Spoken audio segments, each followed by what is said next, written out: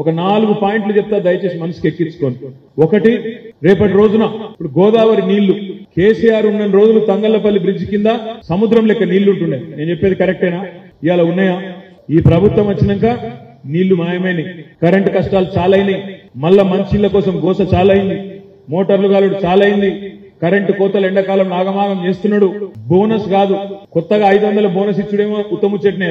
ఉన్న ఆఖరికి ఇవాళ గింజలు కూడా కొనని దుస్థితి వచ్చిన మాట వాస్తవమా కాదా? నాకంటే బాగా మీకే ఎరుక. అందుకే నేను మిమ్మల్ని అడిగేది, ఎందుకు ఉండాలి గులాబీ కండువా పార్లమెంట్ లో అంటే 4 కారణాలు చెప్తాను. బీజేపీ వాళ్ళు ఖుల్లా చెప్తున్నారు, మేము 400 గెలుస్తాం, 400 గెలిస్తే రాజ్యాంగాన్ని రద్దు చేస్తాం, రిజర్వేషన్లను రద్దు చేస్తాం, ఎస్సీ రిజర్వేషన్లు, ఎస్టీ రిజర్వేషన్లు, ముస్లిం రిజర్వేషన్లు తీసి పారేస్తామని చెప్పి బీజేపీ వాళ్ళు చెప్తున్నారు. నేను మీ అందరికి గుర్తు చేసేది ఒకటే, ఇలా కాంగ్రెస్ పార్టీలో బీజేపీతో కొట్లాడే దమ్ము లేదు. ఇక్కడ మనకు కరీంనగరే గొప్ప ఉదాహరణ. దానికి కరీంనగర్ లో ఇవాళ ఎవరినో తీసుకొచ్చి పెట్టిరు కాంగ్రెస్ అభ్యర్థిని.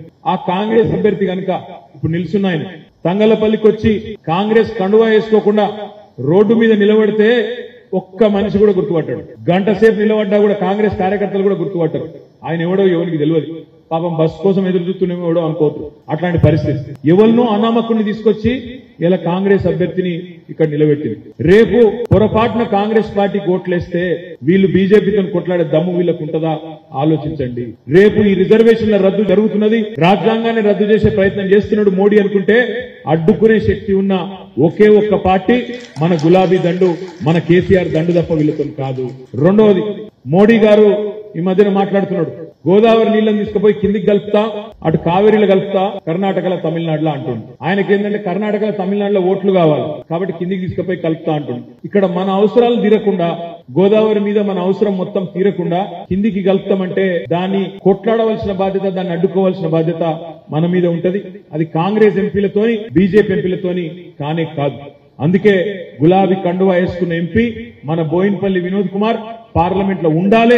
గోదావరి జలాలు రేపు మన కరీంనగర్ పార్లమెంట్ కు పూర్తి స్థాయిలో రావాలి అంటే, మళ్ళొక్కసారి ఇక్కడ నీళ్లతో కలకల్లాడాలి మన సిరిసిల్ల అంటే తప్పకుండా ఈ గులాబీ కండువా వేసుకున్న వ్యక్తి మాత్రమే పార్లమెంట్ లో ఉండాలి. ఇది కూడా గుర్తుపెట్టుకోండి. మూడవ మాట, ఇవాళ కేంద్ర ప్రభుత్వం చాలా స్పష్టమైన ఆలోచనతో ఉన్నది. హైదరాబాద్ ను జూన్ 2 తర్వాత, ఎందుకంటే ఈ జూన్ 2వ తారీఖు 10 ఏళ్లు నిండుతుంది ఉమ్మడి రాజధానిగా. వాళ్ళు ఆలోచన చేస్తున్నారు కేంద్ర ప్రభుత్వం, ముఖ్యంగా బీజేపీ వాళ్ళు. ఏమని? హైదరాబాద్ ను కేంద్ర పాలిత ప్రాంతం చేయాలి అనే ఆలోచనలో భారతీయ జనతా పార్టీ ఉన్నది. తప్పకుండా దాన్ని అడ్డుకోవాలంటే కూడా ఈ గులాబీ కండువా పార్లమెంట్ లో ఉండాలి. బోయిన్పల్లి వినోద్ కుమార్ ఖచ్చితంగా గలం విప్పాలి, పార్లమెంట్ లో కొట్లాడాలి.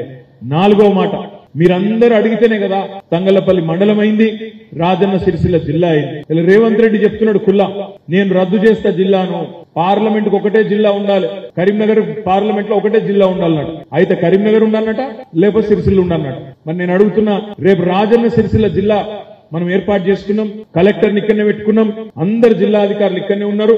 మరి జిల్లా ఉండాలి అంటే కొట్లాడేందుకు మనం ఉండాలి, గులాబీ కండువా ఉండాలి, ఇంకొకరితోని కాదు, బీజేపీతో ఇంకొకరితో కాదు. దయచేసి యాద పెట్టుకోండి.